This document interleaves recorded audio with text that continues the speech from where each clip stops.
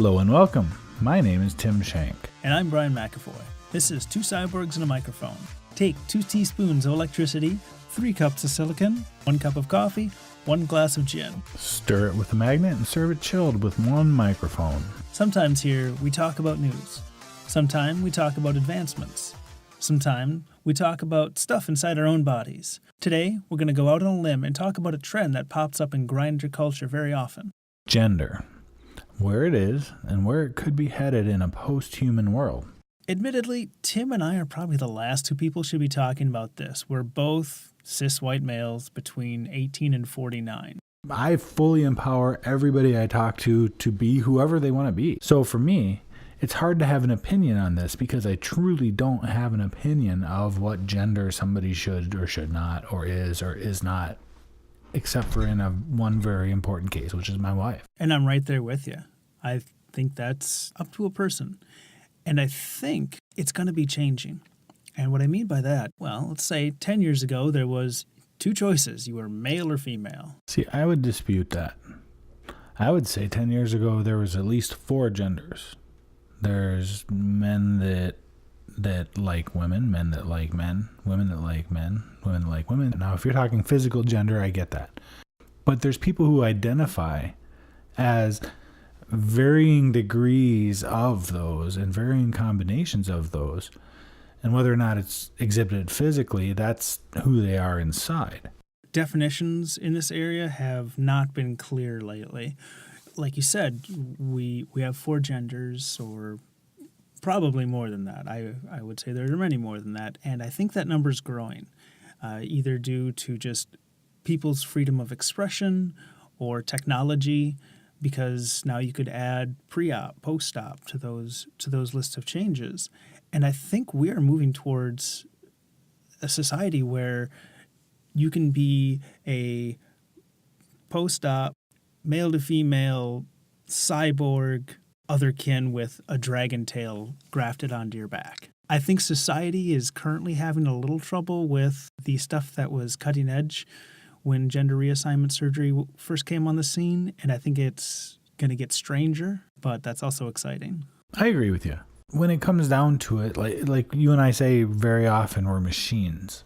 And when you have the ability to build or rebuild, modify machines, I mean, what gender is a robot? Exactly. Because in a lot of ways, we're becoming as configurable as a robot. I think that's one of the things that's going to really change how we look at gender in the future. I hope so, because there's always been a lot of conflict in this area. People, and a lot of judgment, a lot of people judging. I mean, at one point, and it's just a silly example here, a silly story. We all have bags or things we carry stuff in. So just for kicks, I decided to start calling mine a purse. And you wouldn't believe the looks I got from some people. They were shocked. They were offended because I used the word purse, which is actually very accurate for any bag, whether or not it's been associated with a woman nowadays. But it was just strange to see how many people reacted, not even to me identifying as male or female, but to me saying the item I had in my possession was something that would normally be carried by a woman. It's ridiculous how much judgment, how much people project something on other people over. It is ridiculous. That's hilarious. And I like to push buttons, which is kind of why I called it that, because I wanted to make people think about that a little bit. I think that's a fun social experiment. I think it's getting better. Way, way too slowly. And the envelope keeps getting pushed by technology, and humans don't keep up with technology very well, as I'm sure everyone has noticed. I think I've told 2 people I work with that I have implants, and the first one was kind of weirded out by it, and he's never mentioned it again in 2 years. And I told another guy, and he was like, huh, cool. He didn't care. And that's something that I can conceal very easily. Whereas people who make active choices to present themselves differently, to switch their gender from something other than male or female, they can't hide it so easily. And society can be an asshole. I think that's exactly the point. Is society maybe is an asshole. You can find individuals that match your attitude or your disposition or whatever. When it comes to the society, though, and mob mentality, there's a problem. So do you think that this acceptance, do you think it's accelerating any because of technology? Do you think people are getting on board any faster than they used to? I don't know if it's, I don't think it's because technology enables the reassignment of gender, but technology is exposing us to a lot of things that we wouldn't have seen before. So through the internet, media, various things, we're being exposed to a lot of people who are very vocal because they've been in this situation where people are judging them, so they have a lot to say. I hadn't considered that. They have a lot to advertise that I am who I am, and it's not who you may think I'm supposed to be. And there's a lot more people out there now because of technology are able to share that message. And I think people are, at least on the surface, forced to accept it because they can't do anything about somebody on the television who is openly gay or transsexual or whatever. They can't do anything about that. And there's people in high status positions as far as media personalities go that are right out there doing this. As closed-minded as people may be in their private life, they have no choice but to acknowledge that it's happening and even to accept that there's some value because these people are out there providing a service, entertainment, news, whatever that is. Yeah, I hadn't considered that just exposure via technology. If you'd never even thought of the idea of somebody getting an implant, like you look at cats and they've been tagged or chipped, and then for a person to say that if they had never heard of an implantable microchip and you told them you had one in your hand, they would flip their shit. But if you're like, yeah, it's the same idea that they've been using on cats and dogs for years. Where do you think this is going? Because I look at this as a configuration item. As we learn to manipulate our meat machine. Sounds awful. Why? It's true we call it meat machine all the time on this, Brian. What?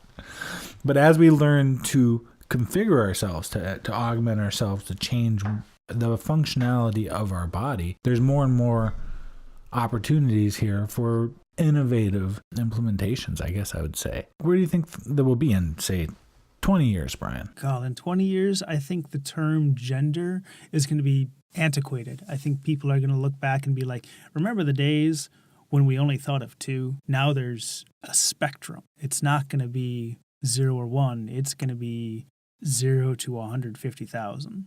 And there's going to be as many genders as there are colors in the rainbow. And at that point, is it really something to be called out? I mean, you don't call out somebody who has RGB 25, 38, 62, or, some hexadecimal string of color hair.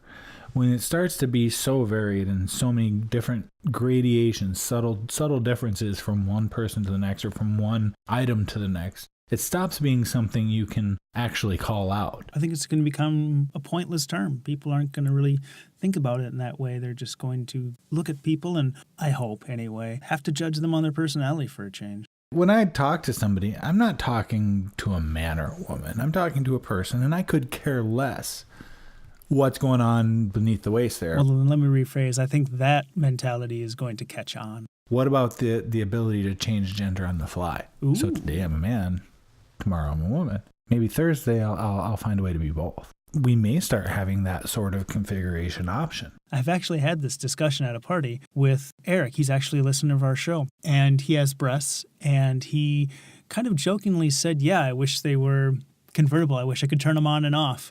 And I just looked right over at him. I'm like, I can help you with that. And he thought I was making a joke, and I knew he was making a joke. And we talked for about 30 minutes, and Eric, he's a hoot. But yeah, I think that is going to become a possibility. If there's somebody willing to pay money for it, there's somebody willing to make it. And what about being asexual? At least in some ways, to disable the hormones that make us lean one way or the other, and that does in some ways remove our gender. So that's been around for a long time. I could see people actively making that choice. That's just another point on the spectrum. I'm curious to see what our listeners have to say about this. When I mentioned this topic to you, my main intention was to just get a discussion going about where it could go and to see what other people's opinions are. Because you and I are just two white guys, so we're kind of limited in there, and we'd love to hear what other people have to say. Yeah. Thank you for listening. We'd like to invite our listeners to email us at cyborgs@twocyborgs.com. You can also shoot us an individual email at tim@twocyborgs.com or brian@twocyborgs.com. And check out our new website, twocyborgs.com. There's still a few pieces we need to tweak on it. When you go there, you find links to all of the places you can subscribe to us, Twitter, iTunes. Also, check out our merchandise. You can go to our Cafe Press site and get hooded sweatshirts and all other sorts of things with the Two Cyborgs logo. You can support our podcast, stay warm, drink coffee, all sorts of very interesting items there. There's even a dog shirt. Dog shirt. So this is Tim Shank. And I'm jealous of the hoodies right now. I need to get one of those, Brian. I still haven't bought It's my one of favorite those. hoodie. I'm going to need a new one because I keep wearing mine so often that's getting worn out. I'm Brian McAvoy. You've been listening to Two Cyborgs and a Microphone, brought to you by two cyborgs who totally have microphones. Like, follow, share, +1, and don't forget to subscribe on any of the popular podcast services, including Google Play Music, iTunes, and Stitcher. Help us move up that podcast ladder by commenting on iTunes. And don't forget, we also have a patron page on our website. So if you go to twocyborgs.com, you'll see a link to Patron. It's an opportunity for you to kind of help us out with our production costs, hopefully get us some upgrades, maybe some advertising, get the word out of what we're doing here. Anything you have to say about today's show topic, we'd love to see it on iTunes. And you can also check us out on Twitter @2cyborgs.